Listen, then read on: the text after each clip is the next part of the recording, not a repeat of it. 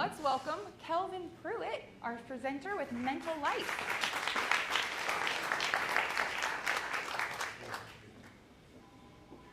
So, good morning, and thank you all for having me.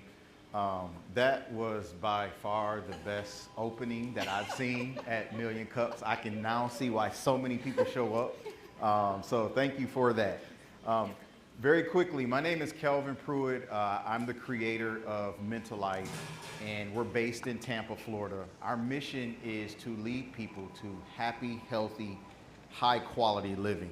And I'm gonna share kind of a timeline of the story of MentaLIFE.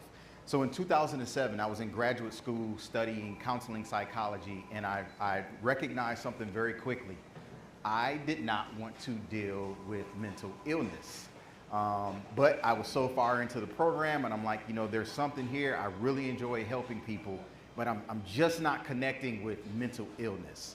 And so fast forward, I spent 16 years as an educator instead of going into therapy. In 2015, I myself was very unfulfilled. I was looking for a deeper meaning in life, and I started studying mental wellness. And in studying that, I started to incorporate different things in my life that was really helping me, not only mentally, but emotionally, spiritually. I was a new father, a new husband, and all of these things just started to connect for me. So in 2017, I created MentaLIFE, and I created it primarily as an advocacy company to really just spread the word about mental wellness and everything that I had learned. So I did about 25 to 30 workshops in the Jacksonville, Florida area where I was living at the time. And then COVID hit. And so COVID allowed me to take a break and say, okay, how can I take MentaLIFE to the next level? And I began to create this framework that we now call the MentaLIFE Framework. And so that's what I'm going to share with you all today. Before we move on to that, though, I really want to take the opportunity to explain mental health from my perspective. Think of it as this continuum that you all see behind me.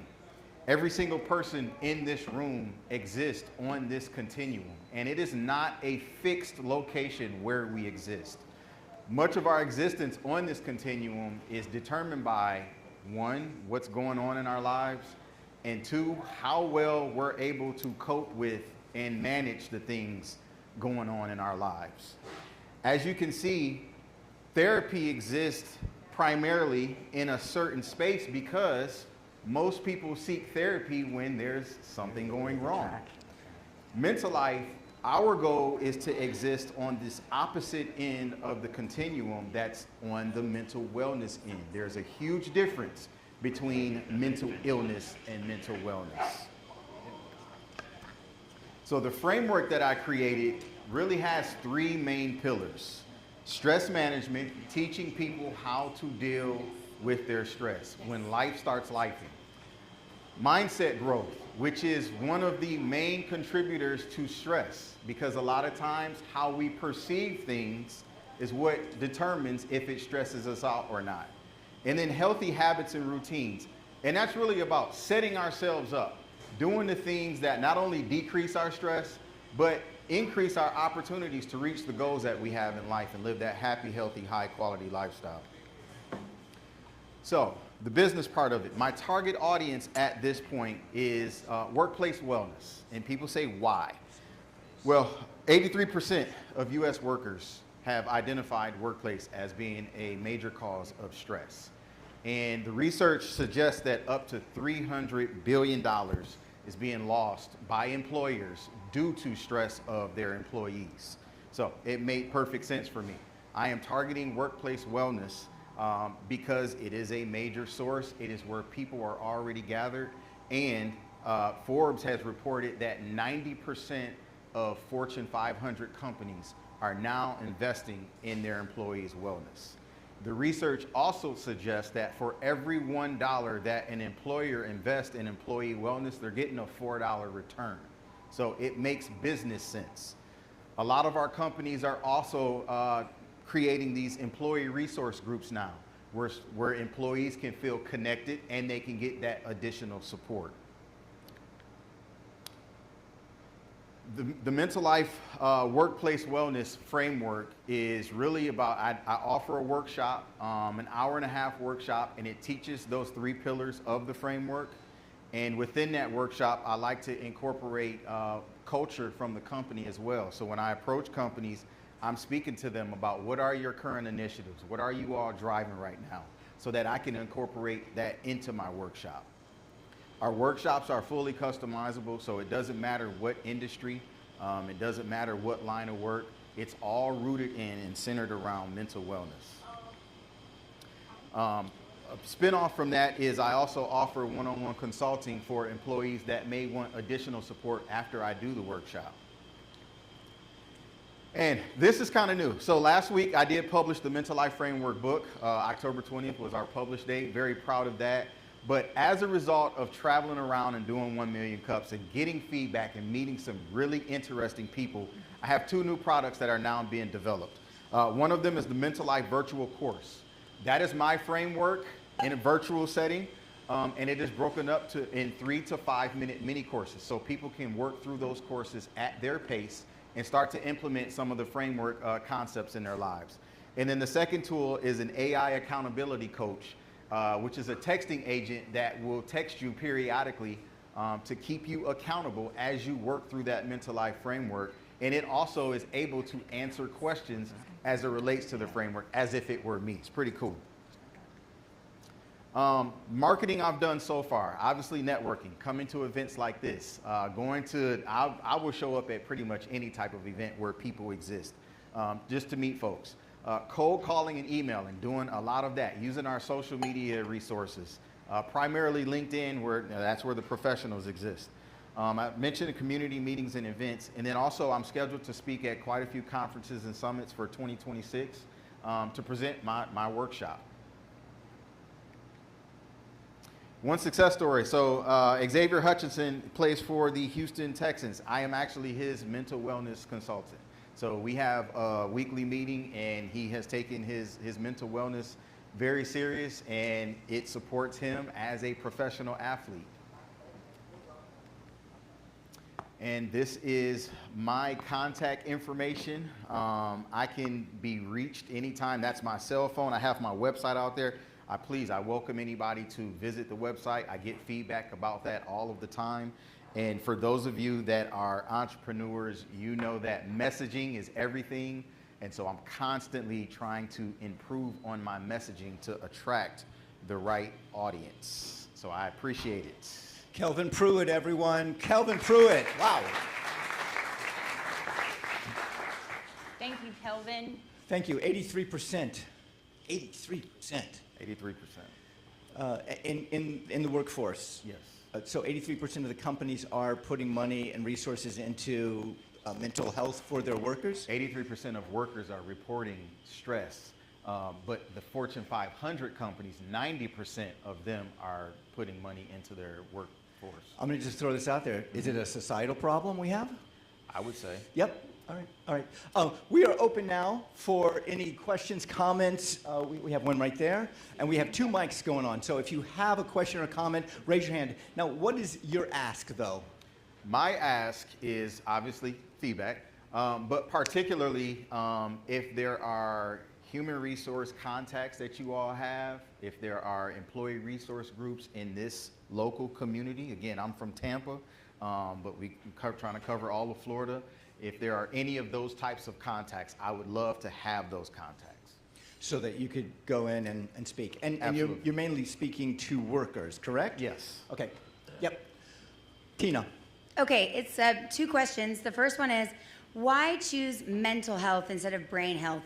I personally don't like stigmatizing your brain as not an organ in your body. So I understand why you've chosen mental health, but that's one thing I would try to shy away from that personally. I understand where you're coming from. The second question I have is, have you figured out a niche? Because a lot of people look at the statistics with 83%, 300 million, big number. But in order to target that, you have to be like, am I going to get businesses over 100, under 100? Am I going for Fortune 500? So I think that you need to just narrow your focus a smidgen. I wouldn't change their name or anything at this point because you've already branded it. But I think that overall, as a society, we've come a long way in quote unquote mental health, but we haven't really transitioned to say that your brain is broken. And I think that people feel bad that they're not functioning at 100% when it's nothing they can do. Their brain has chemical imbalances and things like that. Absolutely, and I would agree with you, and I'm sure our mental health folks here would agree that unfortunately, certain words have a very nasty stigma attached to them, and that wordplay does matter. And so I also didn't want to spend too much time explaining a different word that essentially means the same thing, but everybody knows mental health. So we've put his asks up here on the screen. And I would like to answer the second part of your question. That has been a challenge of mine, narrowing down a niche. So I'll be completely transparent. As a 16-year educator, I felt like it was going to be the lowest hanging fruit to target schools, primarily Title I schools that have funding for things like this. But from a business standpoint, they don't have any money. And so I have narrowed down to going after corporate and workplace wellness, but I agree, I'm still trying to find a specific niche on who to target first. So that has been a challenge. Sorry, I thought I heard someone talking. It was someone else. First of all, excellent presentation. It was super clear from the first to the end exactly what you were doing, what your message was, your audience, your question, all of it. So excellent. Two things. One, I would recommend you always maintaining and continuing with the cold email outreach. There are systems in place. I can make a recommendation and an intro for you later. Okay. That can help you with that, so it doesn't hurt your email status or anything like that. The second thing, from a marketing perspective, I would highly recommend finding a way to create recurring revenue from it. So you already have all of what you need to do this. If you take what you've created and create a group session online where you have people subscribing on a monthly basis, you are creating consistent recurring revenue for your brand awareness, and you can build upon that where you're constantly creating more revenue to then build on future ideas. So I would start there. It's a really easy thing to target since you've already done all the work. And also it is front loaded, so all the work's gonna, the primary bunch of it's gonna happen now, but then it makes it easier to expand longer term. Those are just my two small feedback pieces. Oh, and I 100% appreciate that, because going into a business thinking you have this one skill set and there's all these other things you have to learn, that is one of the things that I know is next up on me having to learn. So I appreciate that. First of all, Amber knows what she's talking about. Yeah, you nailed it. So I looked at your website. We do marketing for a living, so that's the bandwagon I'm on. So awesome presentation. She's right, totally clear. I would say because you asked for feedback on your marketing Absolutely. messaging. So on your website, it's a beautiful website. It flows well, but I would say immediately, what she was saying is also right with niching down into specifics. If you're going to go after these corporations, these corporate clients, I would say, well, right away, I don't know that. I don't know that here. It's kind of like you're talking a lot about, and most people do this, so don't feel bad. You're talking a lot about what you offer and who you are, and not really immediately answering their question about, am I in the right place? Is this for me? Because people will not even scroll. They're like, okay, this is cool. He does workshops, or he's a coach. I'm not sure. So speaking their problem back to them in their own language. I understand what she's saying about, I just wanted to acknowledge, yes, we have the things in society, but in marketing, if you're trying to reach somebody to give them the solution that they want, that they don't even realize what you do is the solution, it doesn't matter what society says, you gotta speak their language with their problem words that they would use to Google something. When they're trying to figure out what the heck do I do about this, you don't talk about your solutions, forget your words, use their words, they will immediately know they're in the right place. Then you talk to them later about why you matter, why what you do matter, and why they care about what you're doing. But first, they only care about their problem, right? So thinking through that and masterminding that. Okay, thank you. And I'm at the point now where I need to hire somebody to do that website. I learned it myself and did it, but yeah, you totally, thank you. Took me years, but got there. That's entrepreneurship, isn't it? Good for you. So yeah, kind of going along with what she was saying, I think a really big thing with what you're doing is, again, you talk about what you're doing, but I think you really need to, from a sales perspective, capitalize on defining actual outcomes. So something along the lines of like, you know, with the NFL player that you're working with, if you could maybe work with him and say, hey, you know, can we talk about some specific ways that I've helped you? And maybe you can be a case study in helping to be an example for me to use you as a way to sell that. You know, if that's going to be your target audience for, you know, who you're going for. Same thing on the corporation side. You know, when you say you've been in it for 16 years, I'm sure you've worked with a lot of different companies. Find some of those companies that would be willing to say, all right, hey, cool, let's look at some of the raw data. You know, you could say, hey, it's 83%, it's all these people, but what are they getting out of working with you directly? Did that affect the employees specifically? Did that affect the company's bottom line?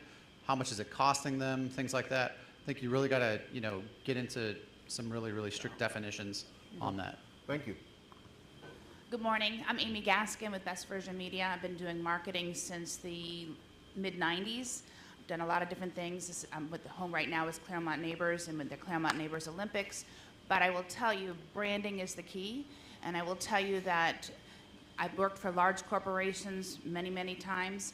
And it's all about experiencing down to their niche. You said you specialize and you can customize every plan. Your website doesn't say that, just like she was saying. However, there's certain niches that are going to get you more business and more business faster, and you need to do the case studies on the website. For instance, senior living, healthcare, anything like that is going to give you the ability. You get into one or more of them, you're going to get into a bunch of them, and that's the way to go. Those are high stress jobs, and so that's what I would do is make sure on your website you make sure you mark down that you can specialize in any niche, but these are the niches I can do for senior living. These are the niches I can do for healthcare. These are the niches I can do for whatever. And make sure that's clear so that when you send out things, because I have a couple corporations that are nationwide that I want to give you the contact information for, because you would be great at them. So, great presentation. Nice to meet you. Thank you so much. David? Hi, I'm Rosie. I'm a mental health counselor, but I was also in the legal field for about 30 years. Okay, I was a paralegal. For instance, the legal field is a very high stress, just environment, right? So you're focusing and you're saying, okay, corporations, but the little people need the help too. So let's say you go into a law firm. The law firm may have 10 people. It might not be what you're aiming for, but you don't know the kind of revenue it's going to come out of, because you're talking about you have 10 employees. Some of these companies may have 3, 4, 5 offices, right? Because they have offices all over the state of Florida. Then you kind of counter in and you're like, okay, well, now I have judges. Now I have judicial assistants. Now I have the court system. Now I have advocates. Now I have, so you're backing off of what she was saying, the niche. Okay, so I'm going to target, let's say, the lawyers or whatever. So you're kind of stemming out a little bit. You may start little, but you don't know what kind of outcome you will have out of there. If you think about profit and you think about the kind of revenue you're going to come out of, you have to think that all these state employees, they work with big insurance companies, they work with big other kind of entities that might have the resources to be able to get you to the point where you want to get, where you're like, okay, this is what I'm talking about as far as targeting, an audience. So, yes, we think, and obviously as business owners, we're like, we want to grow, we want to be seen.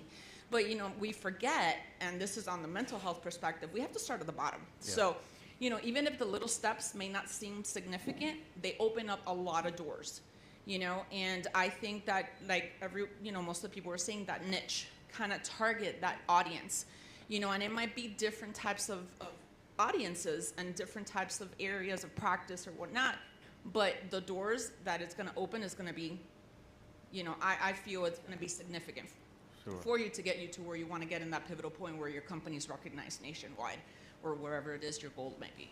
Sure, thank you. And you can also start in Tampa and keep it nice close to home. Yeah. And then you branch out. So I love what you said. So, by the way, I've been to Million Cups all over the country, and I've been doing it for 11 years. And you guys have had some great comments. Normally, I don't find that level of marketers at a lot of the Million Cups, so thank you, because you said a whole bunch of stuff that I wanted to say. But I've been mentoring people down at different business accelerators, and on your presentation particularly.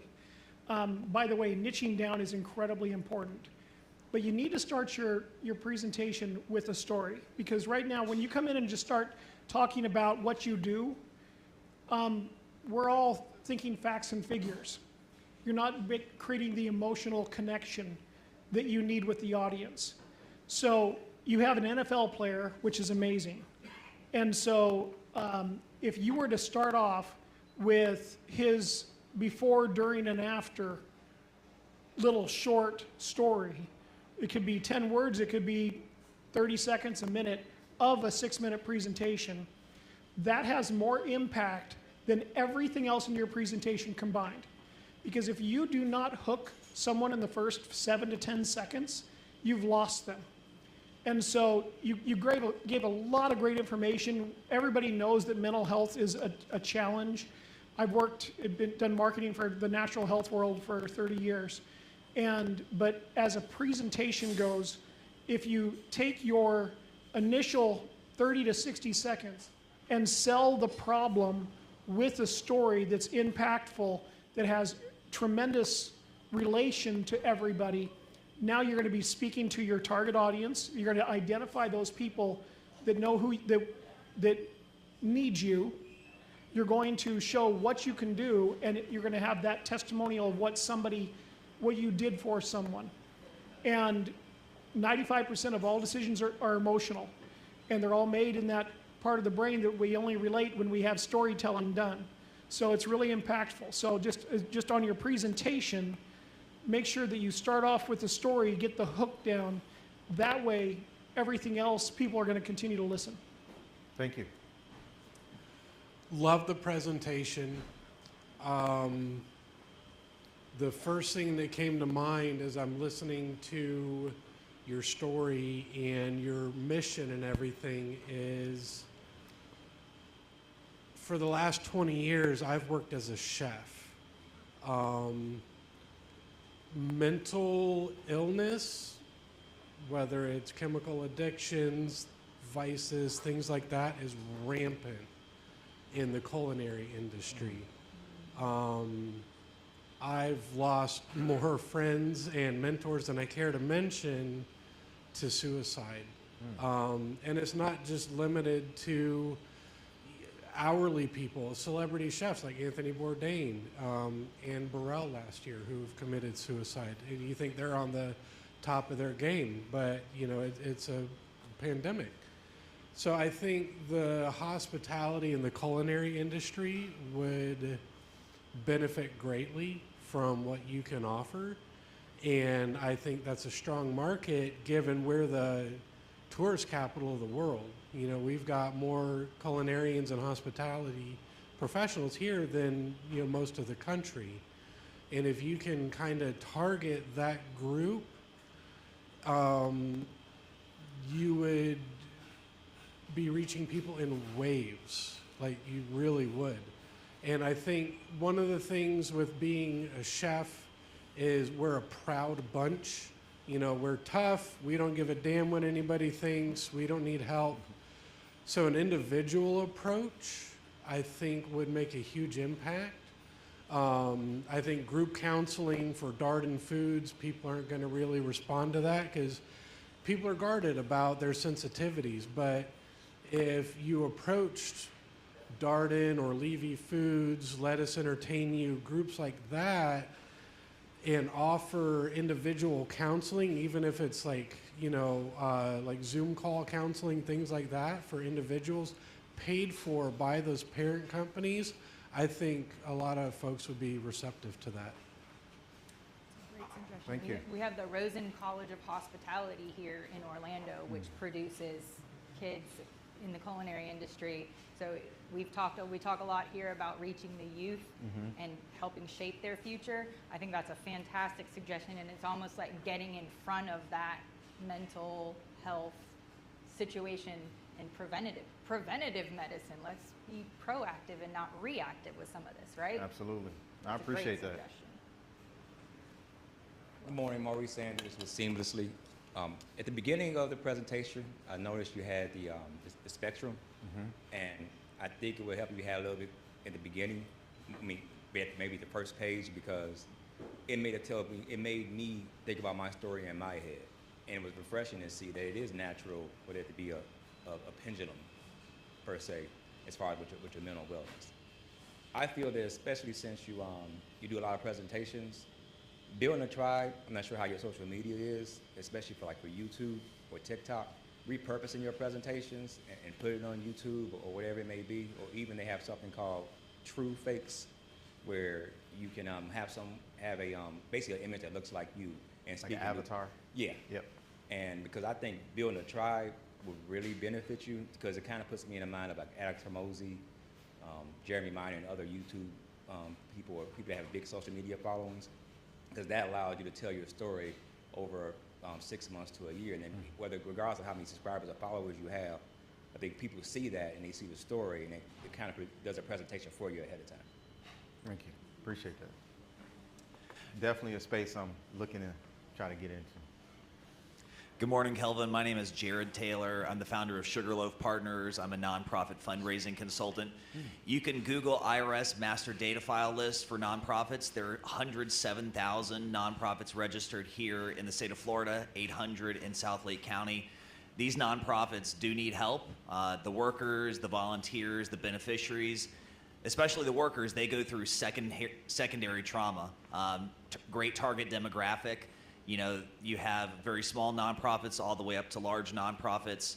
I would highly recommend that you reach out to them. It's definitely a topic that needs to be addressed. And while you may not have an opportunity at some of these smaller nonprofits to charge, I don't know if you're charitably inclined, but you can always have your services acknowledged as a gift in kind. Sure. And write that off for tax purposes. Thank you. Thank you. Kelvin, nice to see you. My name is Dr. Tia Jolie Phillips. I'm a holistic natural health doctor. Thanks for all you do. Good presentation. I sent you a LinkedIn request. Okay. Website's good. I did have a question on your website. It says services, and then there's a picture with 20 people there. Are those 20 people on your staff, or there's just a picture of people you've helped? That was a men's group that I presented for. Okay. Yep. Are you like a one-man show, or do you have a network of people? Like, do you have a staff? I am currently a one-man show. Okay. I do have people I work with on a volunteer basis, but they got full-time jobs. So one of the best ways to expand your network is to find other professionals that are complementary to what you do that don't compete with you. Mm-hmm. As an example, my business mentor's in Tampa, brings $250,000 a month his way net. He's networked with pro athletes. He's networked with like tons of people. Those people are one step away from you, right? Me to him, right? One step away.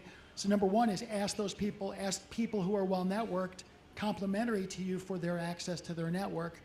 Second thing is I podcast, so find podcasters that can feature you as a guest. That's brilliant. Third thing is, like I work with pro athletes.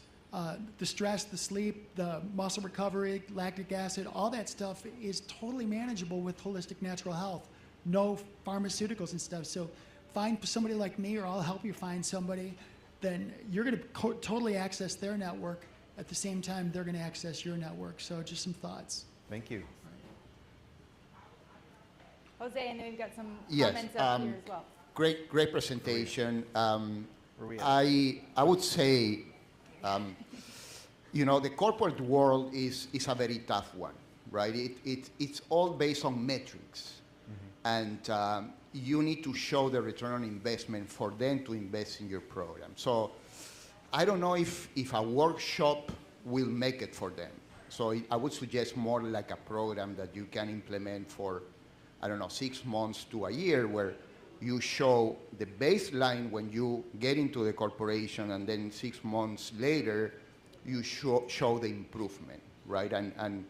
And then you can sell to other corporations how your intervention really make a difference.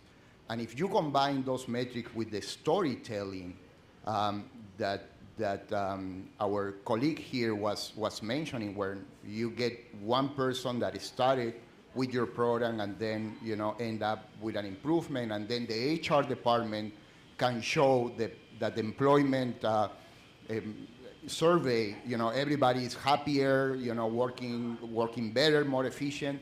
Those type of metrics, when you combine that with the story, then you can show something to other companies. Not only a workshop, I would say, you need to show a combination between your app, a holistic package for a company that can offer to their employees where they can see an improvement on the work environment. Thank you. Hey, Kelvin. Yes. Great job in the presentation. It was obviously the spectacular coach that was involved. No, I'm just kidding. It's a little joke. We have humor here. It's true, though. Kelvin, great job. I was curious if you had a social media presence going down this path of the AI, the accountability, the book, you speaking on TikTok or YouTube and building up your community, having an offer, getting that story, as Rod, I think, mentioned out, getting that your own story as well, so that people connect with you. And I think hugely men don't like to talk about mental health challenges and wellness. So there's a huge need for that. And I think if you kind of angle that direction a little bit, it might be something that you build over time while you're pursuing the corporate events. And real quick, Society of HR, SHRM, I'm not sure if you've pursued them at all, but trying to speak there at some of their events might be helpful as well. Yes, sir. Thank you. Okay, Damn, you're I'm up. on. I see the hand going. I'm like, oh, okay. You're ready. I'm Jim Young with Summit Broadband. We do fiber internet. But looking for local HR contacts, sort of what Harry was saying about, have you been on HR.community? Yeah, I've started stalking those HR sites. Yeah. Yeah, and so I know there are quite a few local chapters for some of the HR organizations, so spending quite a bit of time there now. And you know, transparently, and I appreciate everybody's feedback, and I'm so glad it's being ran through AI, and I'll get the transcript of everything, because really great stuff. And the challenge for me is, okay, what do I work on next? What do I fix first? On top of, I'm presenting in Orlando next week, so I've got to fix some things before I go to the next Million Cups. But no, absolutely, I appreciate that. But yes, I'm scouring those HR sites. Yeah, because you want to get in front of companies, and those were the people who pull you into those companies. Yes. So, yep, exactly. Thank you. Hey, good morning. My name is Rick. I work with Venture HR. We are actually an HR and payroll company. I'd love to talk to you more about that offline. There are other websites out there like ZoomInfo that you can go online and dive into the corporate structures of some of these companies out there. You can find company contacts, HR directors, VPs, CEOs, presidents, things like that with their contact information. So you can actually dive into some of these companies. A lot of the larger companies out there, they're going to have things like EAP programs. So not sure if some of those bigger companies you'll be able to get into unless you get through those EAPs, but it's those kind of mid-sized and smaller companies that don't have those resources out there for like what you are trying to do. And that's primarily why I was targeting those employee resource groups, because they get money that they can then use however they want to bypass a lot of the EAP stuff. So thank you. Hi, my name is Nelson Martinez. I'm a retired police officer. So I've seen a lot of suicides, mangled bodies in car crashes, baby deaths, and really, really affected me. Yeah. But not once did my sergeant, my lieutenant say, hey, you want to see somebody so you can talk to them about it?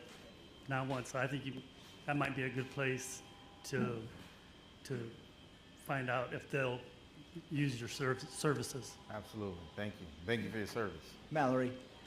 Good morning. I think overall you did a great presentation, and there's a lot of conversation around the niche this morning. So I think just the confusion for me would be that you showed a case study that was an athlete, but you're asking for an HR contact. So I know you're exploring these different niches. Have you worked with a corporation yet? I have worked, so I haven't gone with private corporations. Full transparency, to test my workshops, I gave it away to a lot of nonprofits. Okay. And that's where I've really tweaked everything that I've come to this point. The success story was just someone last week said, you haven't showed us any success stories. So I threw it in there. Okay. But yes, I am going after those HR contacts. Okay, so again, I'm going to piggyback off of a couple of other comments that were already started is in the corporations, the HR department gets like the least budget and the last allocated budget. So you also need to get buy-in from either the owner, the founder, or the sales department, or the other departments, because it's kind of, I'm going to say something very unpopular and nobody's going to like, but nobody actually cares about happy employees unless they're actually producing and making money for them. Yeah.